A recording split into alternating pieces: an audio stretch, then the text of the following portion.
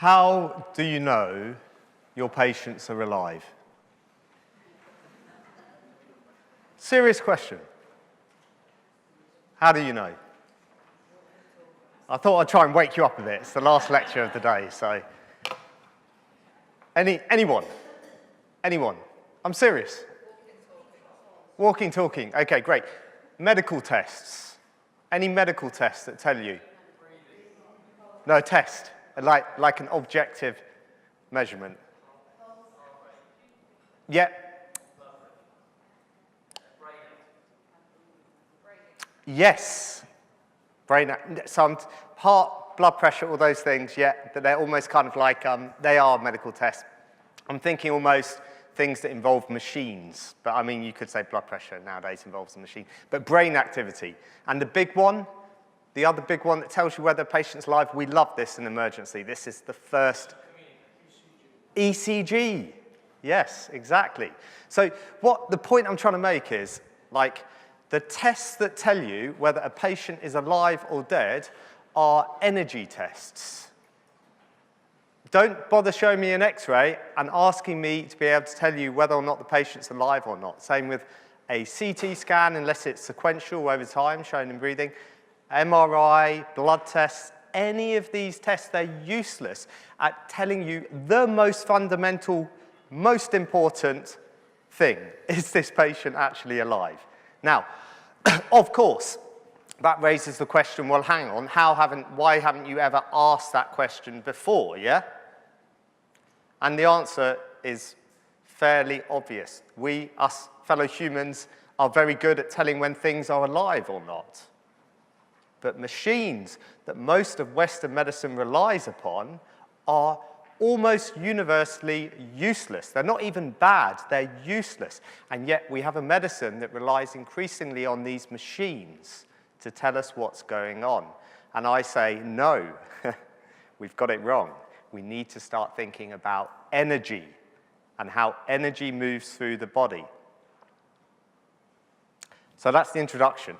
Anyway, the title of this is called What God Forgot to Tell Surgeons. Yeah? And what I'm going to do in this lecture, hopefully, is explain to you, like, what qi is. Just watch that, and then we're going to finish 55 minutes early. This is great. Okay, well, this slide's all right. We'll keep on this slide. So this is qi. This is qi. So, like, obviously God's saying, like, let's get home early, because this is helping. This is qi. So this is a frog embryo, and I'm going to explain to you how this is qi without the help of PowerPoint or the slides.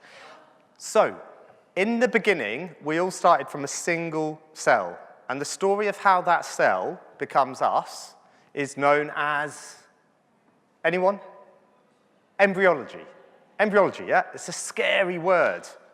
I don't know how much embryology you do in physiotherapy, but in the world of medicine, that is a dirty, scary word. No, you mention that to a doctor and watch the fear flash across their face.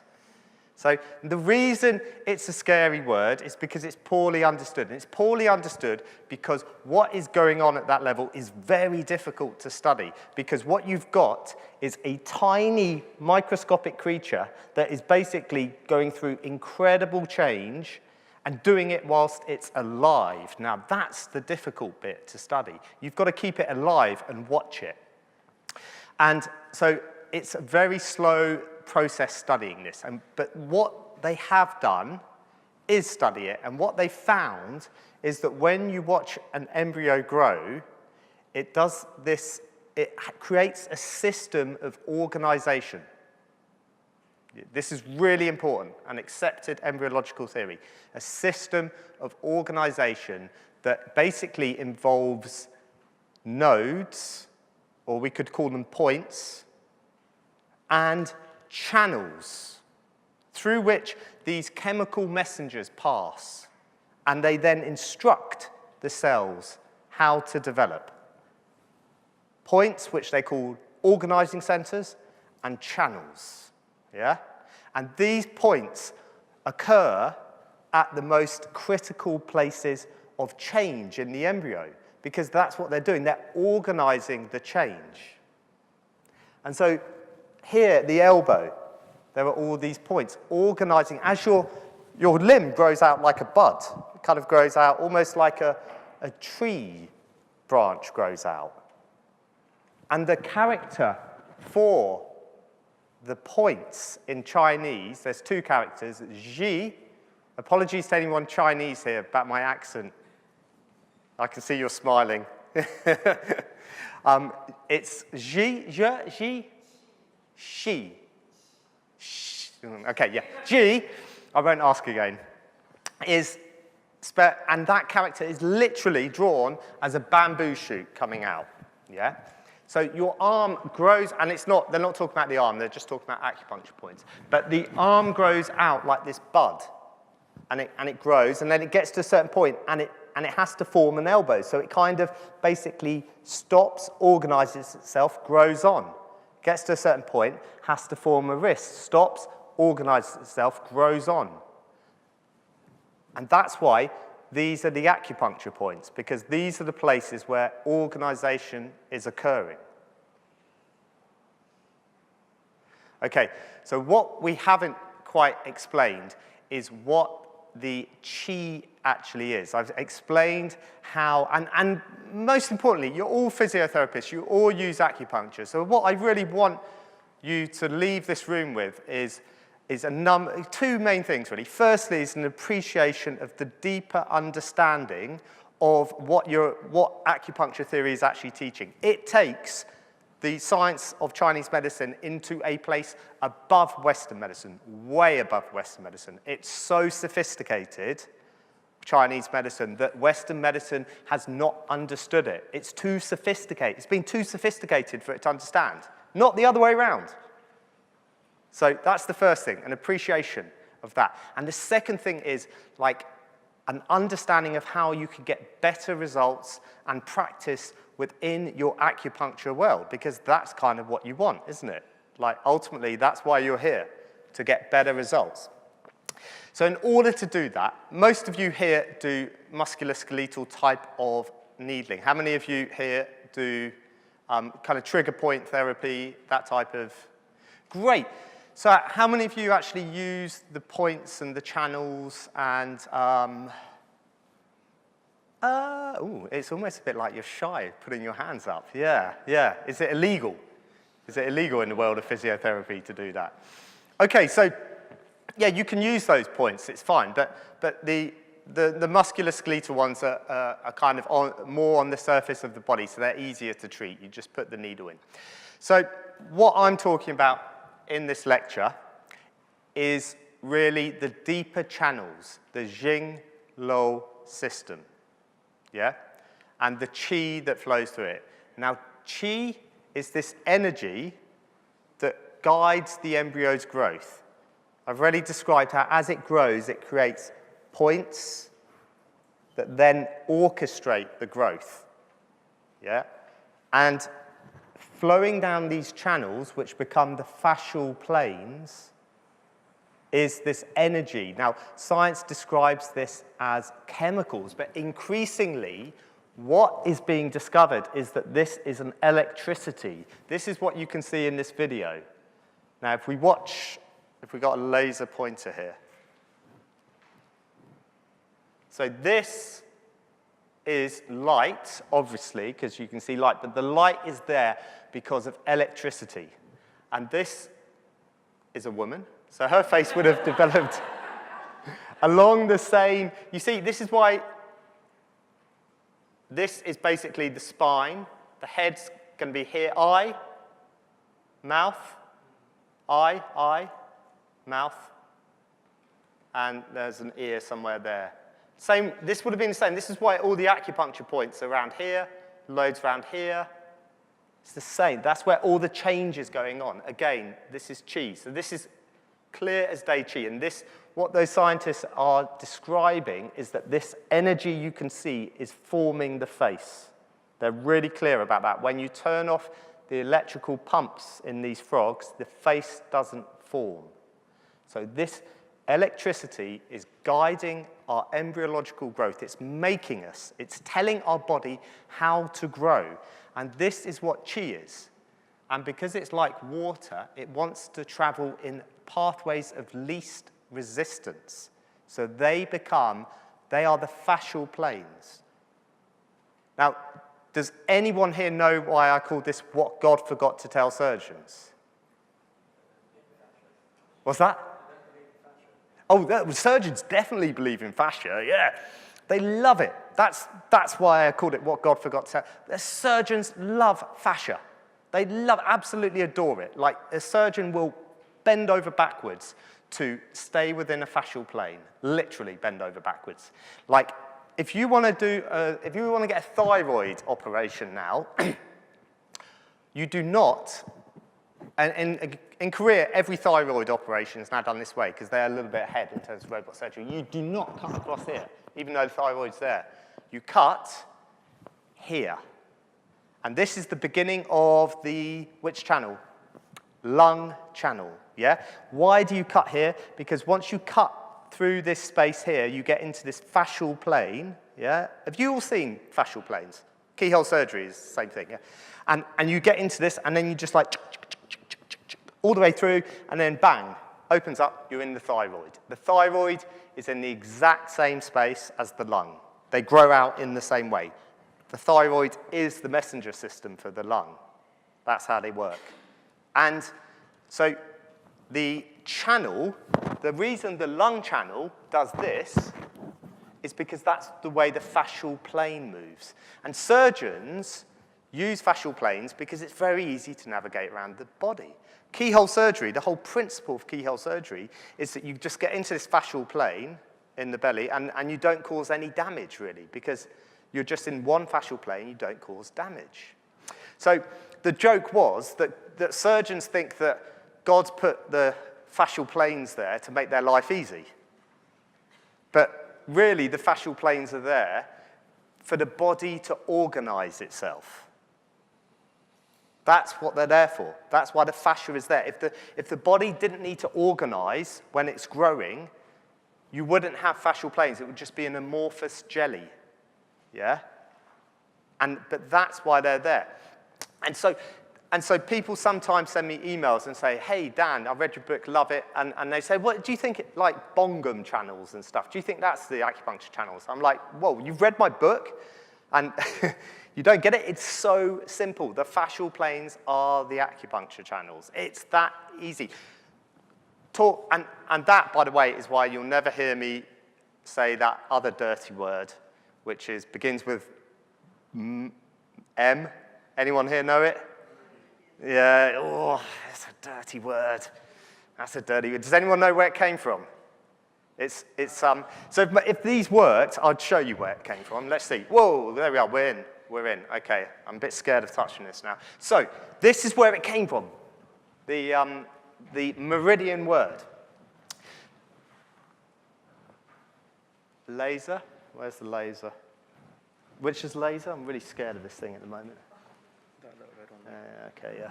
Right, great. So we're back in. So Jing Luo, is that right? That's one word. Okay, I'll ask you afterwards. Okay, so 100 years ago, there was a Frenchman called Georges Soulou de Meuron, and he was an avid sinophile, and big fan of all things Chinese. He translated many works, Chinese works, into French, obviously, and then they came into English. Now, the problem was some of these characters just had no word to translate into. They just didn't exist within the English language. Yeah? And this is one of them, Jing Lo. The acupuncture channels, yeah, when we talk about acupuncture channels, it comes from this, Jing Lo. Now, this radical here is anyone, there's probably one of you. This is actually C, silk. Yeah? And this is, again, the same radical, silk. And this means rivers underground. Underground rivers of silk. Yeah? Now, this is talking about the body. Clearly, they're not saying there's underground rivers of silk in the earth or something. They're very clearly talking about bodies in this. So underground rivers of silk is just a perfect description of fascia. Fascia looks like silk. It acts like silk. It's basically like human silk, weaved by the body to transport stuff. Rivers, it's such a beautiful word, this. It transported stuff. And specifically, like, from my knowledge of this character, so it's slightly misdrawn, but it specifically is talking about transporting a semi-mystical substance. So these are underground rivers of fascia transporting qi. Now, this one is luo. So anyone know the difference between Jing and luo in terms of, like, acupuncture theory? Okay, so the Jing are the big channels, the luo are the small channels. They've made an important distinction, yeah? They've said they're kind of linked, but they're different, yeah? Now, we have exactly the same thing in Western medicine. We talk about anatomy, yeah, the big picture, and histology, the little picture. You need a microscope to do the histology, yeah? So this character here, again, we have the same radical C, which should really be fascia, not silk. Fascia. And then the next character means a web or a net. So this is a fascial net. Now, I'm not very good at languages, but when I went through medical school, all of these stupid Greek and Latin words that are there to confuse you, I thought I'm just going to get a dictionary and look them up and see what they mean, because then I might understand what they're talking about. So I did the same with histology, because I thought, I wonder what histology actually means.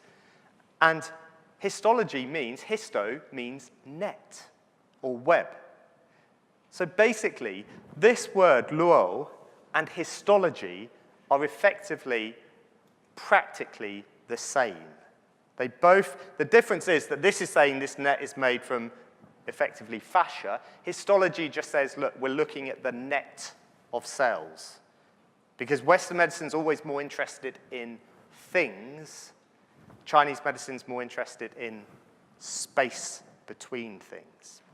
So, to go back to the original point of why you shouldn't use the word like this, if you're going to say precisely, you would say Jingluo.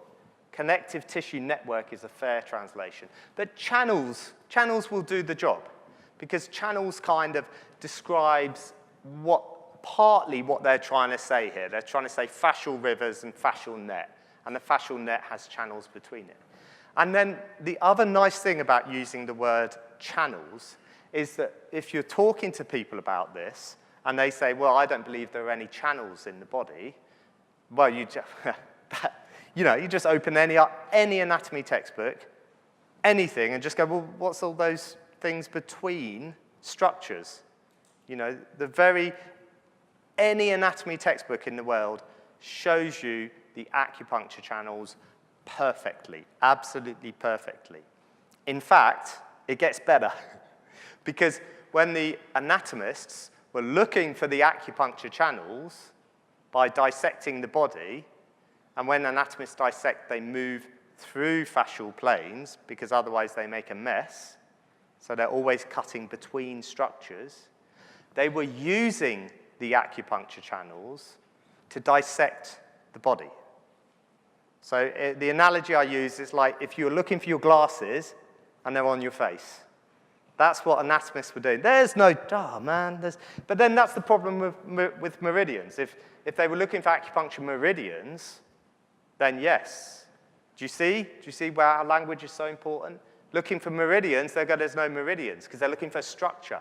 If you're looking for a channel, you're looking for space. They might have got it if they'd have said channels. Okay, so I'm a bit scared to ask this. How many people here are still going to use meridians as a word to describe the acupuncture? Oh, you're lovely. I love you all. It's really powerful, believe me. Like, you're all passionate about acupuncture. You're all here. You all want to get better at practicing acupuncture. And psychologically, in your own mind, it's good, but also really powerful when you're talking to other people, doctors, lay people, whatever. If you say, it's acupuncture channels, they intuitively get it, intuitively. And the conversation with the cynical doctor ends very quickly with that line of thought, whereas meridians doesn't. Okay, so let's see what random, oh, there we are, that's what I'm just saying. Silk, so that's silk, but actually it should be fascia. All of the Chinese characters are amazingly accurate at describing what they're talking. Like I said about the bamboo and the node. And then luo is fascia. So Jing, fascial rivers. And that's a more complete translation of the Jingluo, or the acupuncture channels. Okay, so within these channels flows the qi. Now, when the embryo's growing, that qi is really strong. It's got to be really strong so that it can make a baby. You know, it's got to grow the organs, it's got to grow the limbs, it's got to be really strong. That's why you can see it in the tadpole. And in children, it's still pretty strong. It's still kind of, you know, that's why children are physically warmer than adults. They're about 0.2 of a degree Celsius warmer. They're more energetic. They've got more qi because they're still growing. So the channel system, which in us is fully developed, they have exactly the same channel system, but it's smaller, and the qi is kind of pushing it and making it bigger.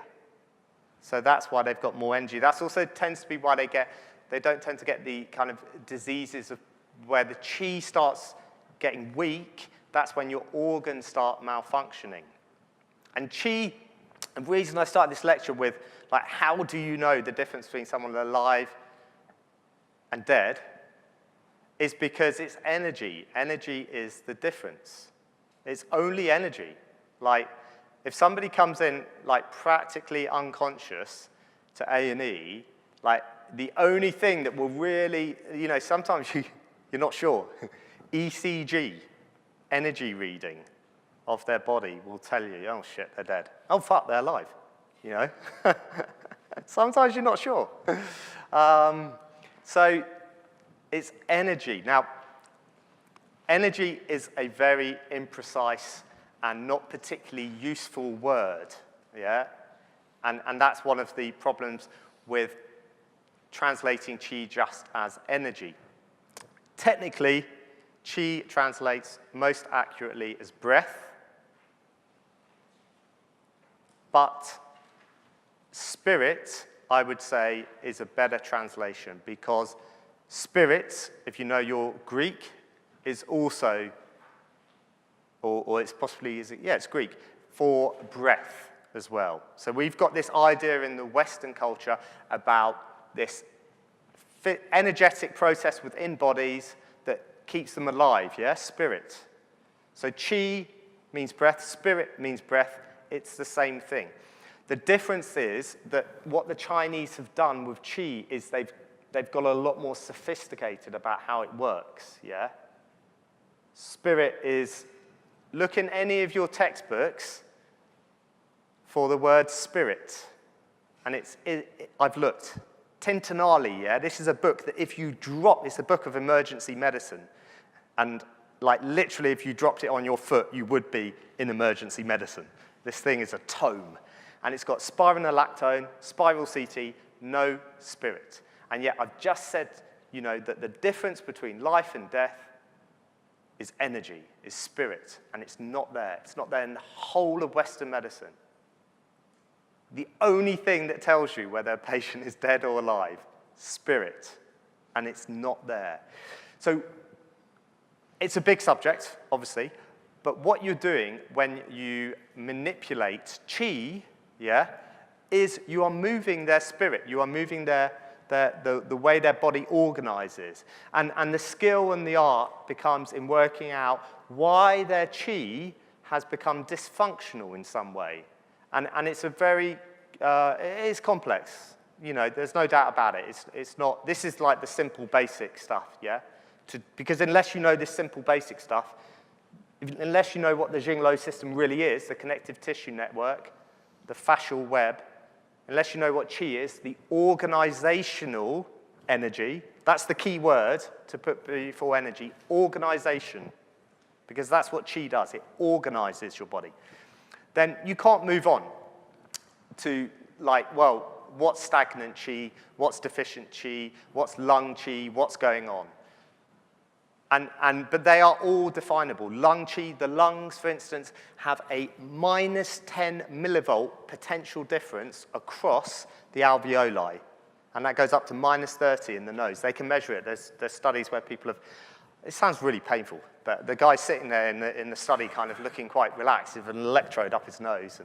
And basically, they've measured this in all the organs, and it's quite difficult to measure this for reasons. But when this potential difference changes or goes, the organ fails.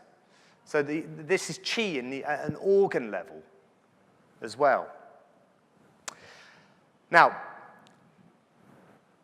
in reality, most of you here are going to be doing like trigger point therapy. So what I'm going to talk about very briefly is using this to move onwards into what exactly is happening at a physiological level, because this is all physiology. It's just, as I explained at the beginning, much more sophisticated physiology than you get in your Western textbooks. So qi is like this electrical force, yeah, that moves through your body. And in your muscles, what are the two main ingredients in your muscles, effectively? You've got a collagenous skeleton, correct? And then you've got these muscle cells which effectively pull against this skeleton, don't they? So when they contract, this skeleton goes, and when they relax, it goes like that. So you've got those two things going on. Now, collagen, which is basically what makes up fascia, if this, as far as I know, this represents the threads, and this is like the weaving of silk, yeah? So if you like, the collagen is like kind of the threads, yeah? The fascia is the thing. And in the muscles, it's more collagen pimples. Collagen is piezoelectric. Don't know if you knew that. Anyone know that? Yeah, a few of you, great. I mean, that's a great fact to take. If collagen, like your bones, the reason when you go into space, if anyone here been in space? No, surprising. I got a lot of hands up when I was at NASA last week. So the reason that, like, when you go into space, your bones decay, in essence, is because when you're on land, like, every time you move, the collagen within your bones, because it's piezoelectric, it generates a tiny electrical charge, and that electrical charge directs osteoblasts in to build up the bone in that area. Very clever, really. You know, so it's electricity guiding bone growth. Now, it's a feature of the collagen, yeah, that is piezoelectric. They've done studies, clear as day. It's because it's a semi-crystalline structure. Crystals are piezoelectric, it's semi-crystalline. And basically, so all the collagen in your body everywhere is generating electricity the whole time when you move. This links into the triple burner function of spreading warmth and qi. And as a result of that, what can happen with piezoelectricity is the reverse can happen. Yeah?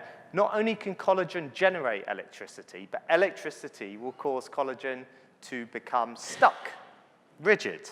Yeah? It works both ways. It's like the crystals in your cigarette lighter. Yeah?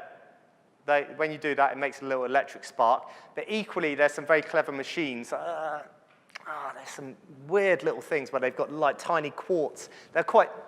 You can put a quartz crystal in something and then put a bit of electricity across it. It will bend in this tiny way. And they use that in surprising things. Like, I think in airbags, that's what happens.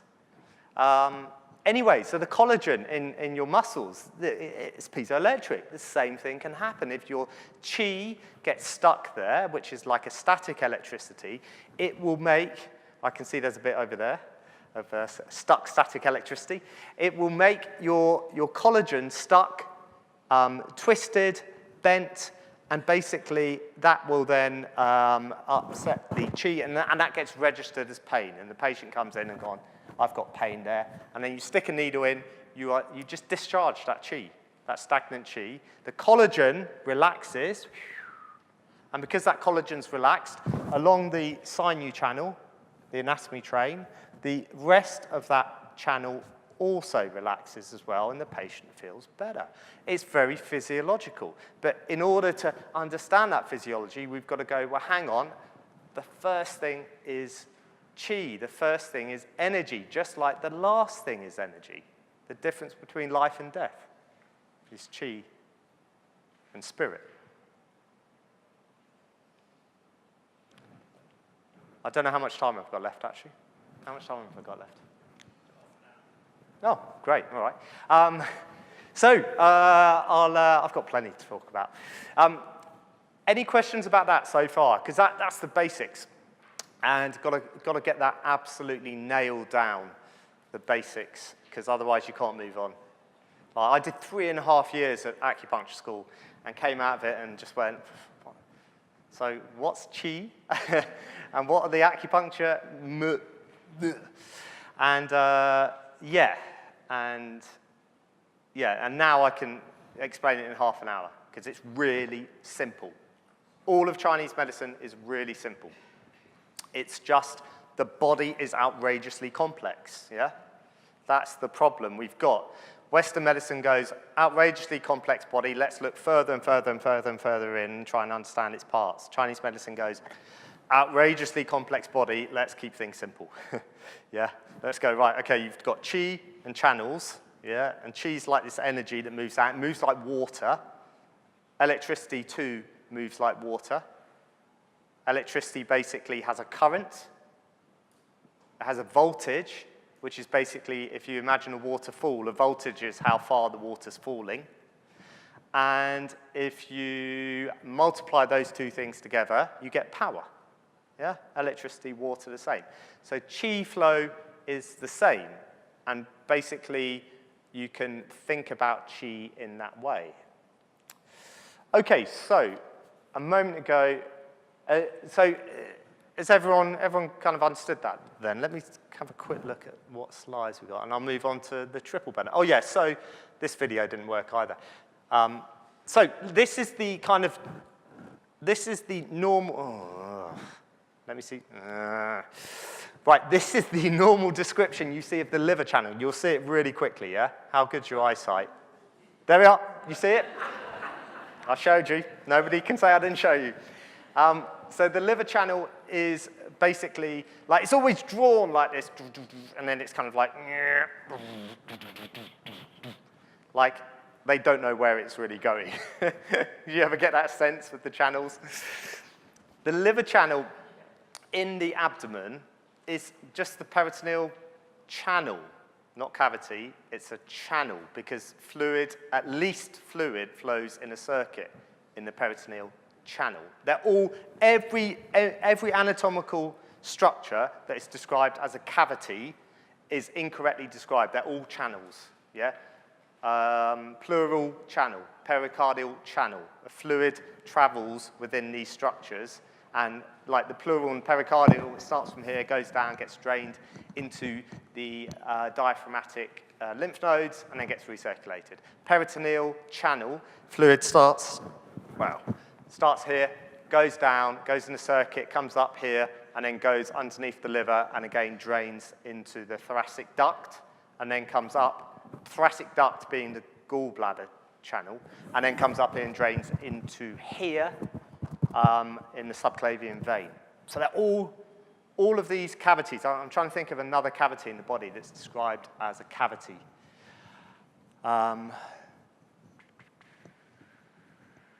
Cerebral spinal fluid. See, that's neural, is that a neural? So cerebral spinal fluid travels in a channel as well. That's the DO channel, the cerebral spinal fluid. See someone nodding, good. And so they're all channels. And so the liver channel is very easy to see because it's basically this the peritoneal channel, yeah? It's this huge space.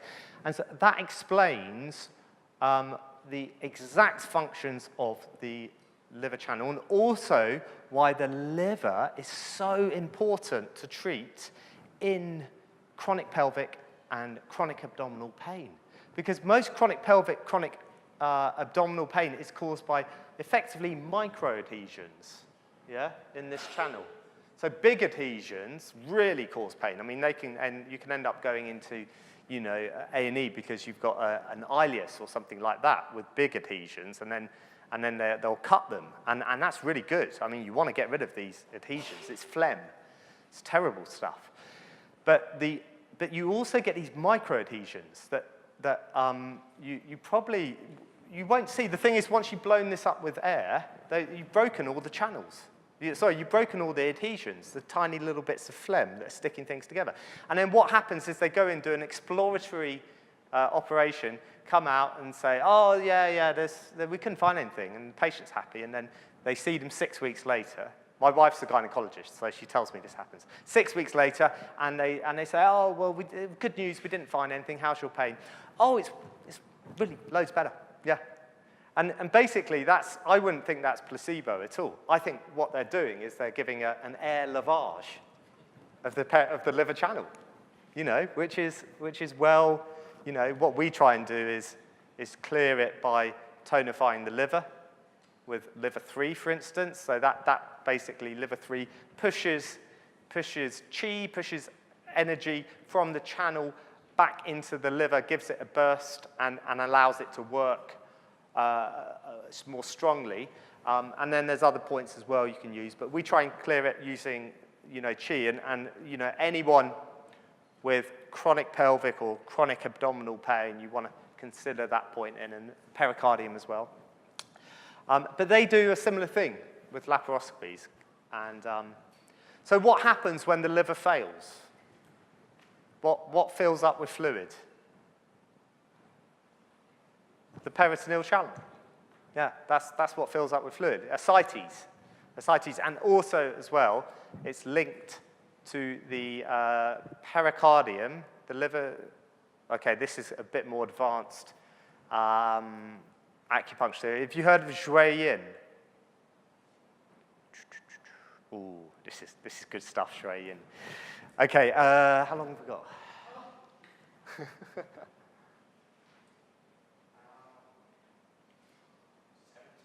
17 minutes. Okay, great. Okay, so any questions so far about, so what I've done so far is shown you explained that chi is spirit, yeah, but that chi has much more kind of rigor to its understanding of what it does. In other words, it's as though we've taken spirit and studied it for 1,000 years and explained how it works, yeah? That's what chi is. That chi is also a bioelectricity that you can see.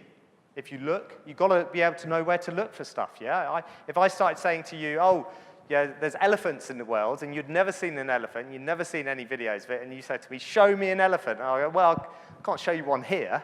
And they go, oh, don't believe it exists. It's the same with chi. Like, if you want to see chi, you've got to know what it is, where it's going to exist. So what it is the organizational energy.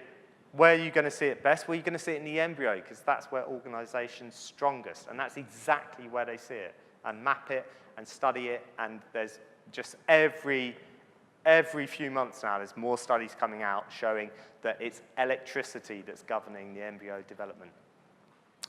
So, can I just ask about, to get the maximum effect on it, increasing chi?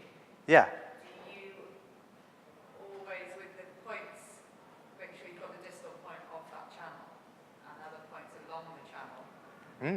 Okay. Oh, so yeah. How I can, improve that I make sure I get the maximum chi. Yeah. Okay, so I'll talk you through a kind of micro consultation, yeah, and maybe that helps answer your question, because obviously it's a big question, yeah. Yeah. So a patient will come in and give me a problem. Yeah, this is the reason they've come in to see me then. Then I'll, like most of you, I'll be looking at them and thinking, well, what's going on, yeah? I'm not generally massively interested per se in their problem. That's just the reason they've come to see me. But what I'm trying to work out is their landscape, what's going on with their landscape. And then the question I'll ask myself is, how is chi working in those organ systems? And then in the organ that I kind of, if you like, single out for, chi's not working, then it's like, well, what's the chi doing in that organ? Is it too weak? Is it stagnant? Is it going backwards? Or is it being interfered with by something like phlegm or something like that? And then I will then use points to appropriately change the chi movement in the channel.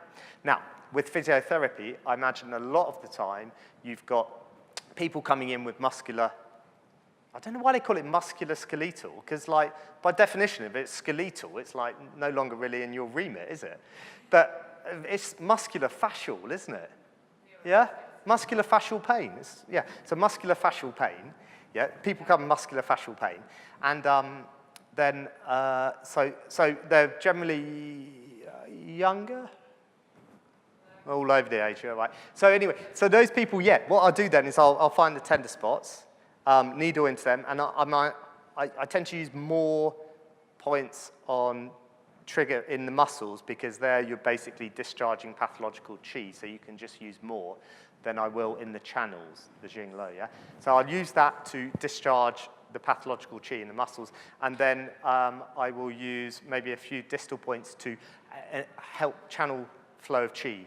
So pull it out distally as well. Does that answer? That's reassuring because that's why I would, yeah. Yeah, good, yeah, okay, yeah. Okay, any other questions?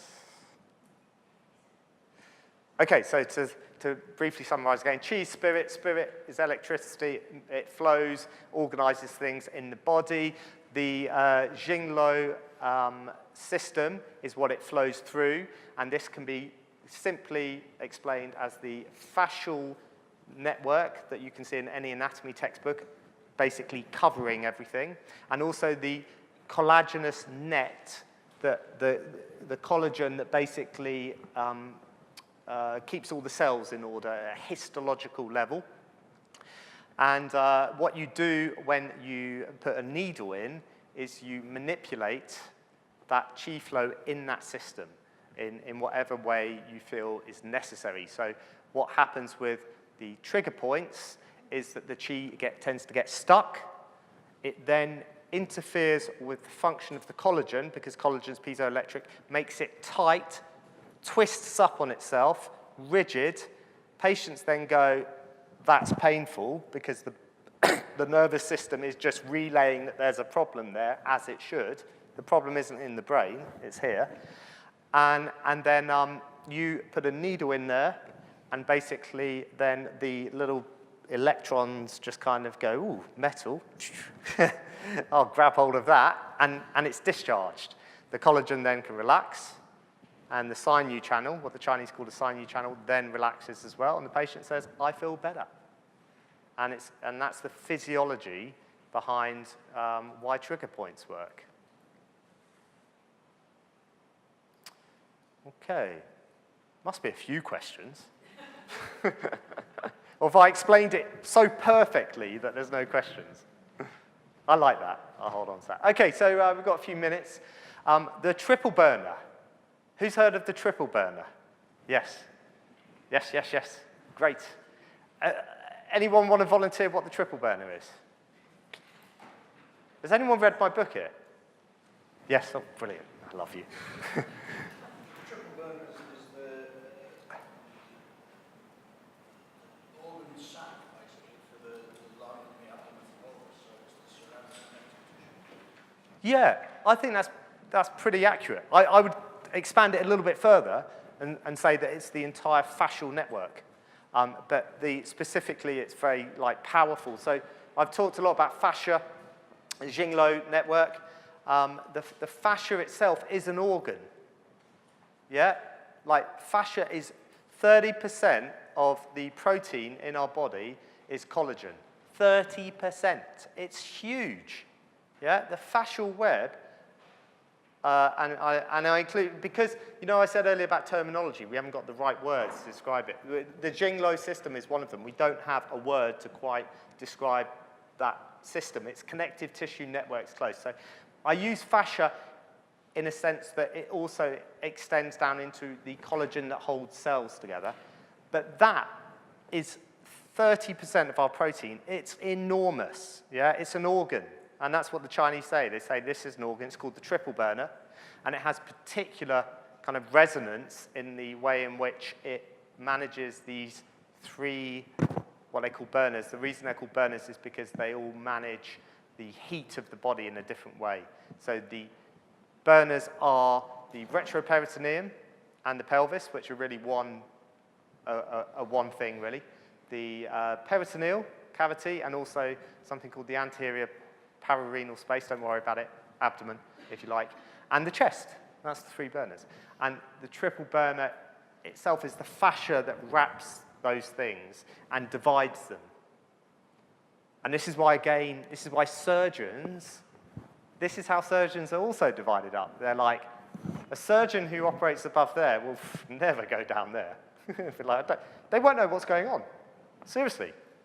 They just don't know, because they only ever go up, you know, that way. But then a surgeon who's operating in the abdomen won't know what's going on in the pelvis, because they don't want to go there either. Why don't they want to go there? Because they have to cross this big fascial plane.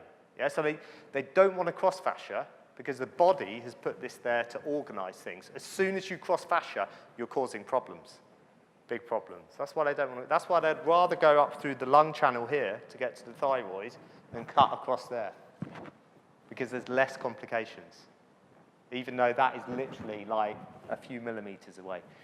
And the pelvis, again, you know, the surgeons who operate on the pelvis, you know, especially like gynecologists, they don't want to go into the abdomen because they don't want to cross that fascia, and so because they don't want to cross it, they don't tend to, and they don't know what's going on there. So, you know, if a gynecologist accidentally kind of ruptures an aorta or something when they're kind of sticking enormous trocars into the abdomen, you know, and then they say acupuncture is dangerous. then they'll get a vascular surgeon in, or they'll get a different type of surgeon in, because you know, they don't really understand, you know, it's outside of their area. So those are the triple burners. And the triple burner itself is just fascia. If you change the word triple burner for fascia, you're in good. Yeah. Yeah. Yeah. Yes, perfect.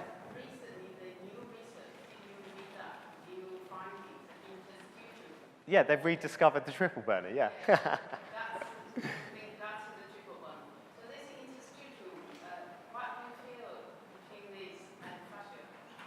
Oh, the interstitium is basically, yeah.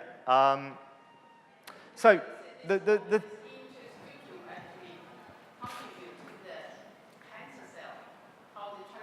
yeah. From this interstitium, actually, we thought this is interstitium. Well, it is, but the interstitium is effectively just a poorly. So this is what I was saying about fascia, about how it lacks. We haven't got the words to describe the Jing-Lo system. The Jing-Lo system is actually basically a better description because we haven't understood this existing. Is that 5 minutes? 10 minutes? Yeah, cool. We haven't understood this as existing. Yeah, we are just starting with the interstitium, so therefore we don't have any words to describe this. But the triple burner, so... Yes, well exactly. This is it. So the Neijing Su Wen...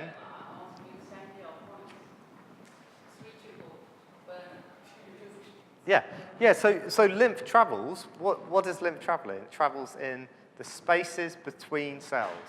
The spaces between... Now, what have I said about qi, where qi travels? I said it travels in the spaces between things, in the channels, yeah? Lymph travels in the same spaces. What does the Huangdi Neijing say about lymph and qi? They travel in the same spaces. The triple burner, they say, is it's really poetic. It's like the triple burner is the official of the waterways or something like that. It's like, lymph means water in Latin, yeah? They're just saying lymph travels in the triple burner. That's all they're saying, yeah? It's just poetic, and, you know, they've done a bloody good job. It's 2,000 years old, that book, and it's still spot on. And you imagine writing a book that in 2,000 years' time, whatever turbulence happens over the next 2,000 years is going to be understood. It's not easy. I've tried. I'll see. So the triple burner is exactly that. The lymph also travels in the triple burner because it's these spaces in the body. The qi travels in it too. The analogy would be like if your internet was coming down your water system, yeah? Your water pipe. So you could basically have your water pipes, they could be used to transmit electricity with information in. That's kind of like chi. And you could get your internet down your water pipe. They might even do it one day, I don't know, but you could. And the chi, the electricity in the water wouldn't interfere with each other at all. And that's the same with the triple burner. It transports both chi and electricity in those spaces. Yeah, so I think talking about the functions of the triple burner, the last function I wanted to talk about is warmth. Warmth. So it's a really interesting one. It's called triple burner. And the burner, the actual character for burner is drawn as it's a bird being roasted. Now, these characters are very carefully drawn, yeah? They're not, I don't mean like very carefully as in someone's like painstakingly. I mean, when you start really getting into these characters, you realize how clever they are. You know, like the character that was there earlier. You know, really clever, much better description than you know, literally paragraphs you could use to explain those characters.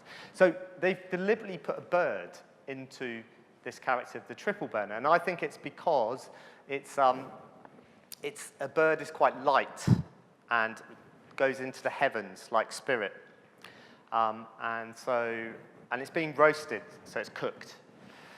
So there is definitely an element of heat within the triple burner. It's generating heat, and they say that in the classics. They say it generates heat.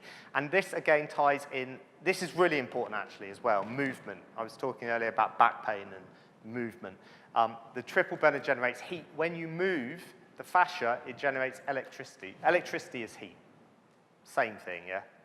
And so every time you move, it's generating this electricity. So, like, people who stop moving enough, and we all do, don't we? We all spend our lives not moving enough anymore, or moving in a particularly rigid way, you know, like jogging. And as soon as you stop doing that, the triple burner stops generating heat, it gets a bit stiffer, and you can get, like, problems with that. So that's why you have to get in there and start massaging and freeing up this fascia, and that's why the relationship between the triple burner and heat is, from a bioscientific point of view, is through the way in which fascia generates electricity when it's deformed or moved. Right, okay. Any questions? Yes, yes.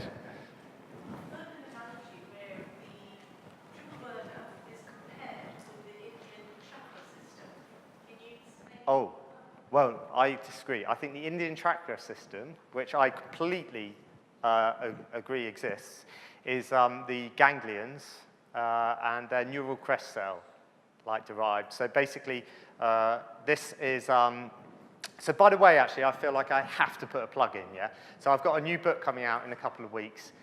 It explains all of this and way more. It's going to be the best book on medicine you've ever read. Actually, best book ever read. So the neural crest cells are, it's called The Uncharted Body, a new textbook of medicine. The neural crest cells are the most dynamic, like, series of cells. Have you heard of neural crest cells? If you've read, you've probably heard, haven't you? So I mentioned them a lot in my previous book. Like, the neural crest cells are like, they're a favorite of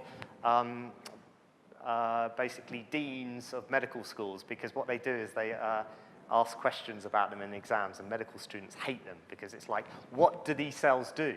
Now, the interesting thing about neural crest cells is they do everything that's important in your body. That's what they do. So actually, you can reverse it and just go, okay, if you want to know what neural crest cells do, what's important in your body? And you have to kind of think in an evolutionary way. So, okay, the heart, super, super important, yeah? And neural crest cells kind of move into the heart, and is there any chance of getting that back up? And they move into the heart, and they create the complexity of the folding, yeah? The neural crest cells move into the thymus, and they program your immune system into basically making T cells. They move into the parathyroids, and they tell the parathyroids how to function. They also form pretty much your entire nervous system. or specifically things like ganglions, the support cells in your brain which go in dementia. So these neural crest cells are incredibly powerful cells, and where they go, you also get these ganglions. You know, so the head is a massive ganglion in effect. Yeah. Then there's lots in the neck. Yeah. So chakra 1, chakra 2. There's the heart itself has got a little brain in it. Chakra 3, solar plexus, huge chakras, chakra 4, and then you've got 1. I'm not an expert on Ayurvedic, so I'm not exactly sure where the chakras are, but that's what they correspond to, this dynamic, the Tai-Yang level in Chinese medicine. But that's for next year, the 6 levels. The 6 levels of Chinese medicine. If I get invited back next year, I'll tell you about them, because that's like a crazily interesting thing about how the body's actually formed. It's way more advanced than anything Western medicine's got. It's just so simple, so sophisticated. Body's just like these 6 levels. One of them's called the Tai-Yang level, and it's the neural crest cells. It makes, well, I'll tell you next time. Okay, any questions? Cool. Okay, good. Well, I like to think that's because you all understand that. So, and thank you for having me.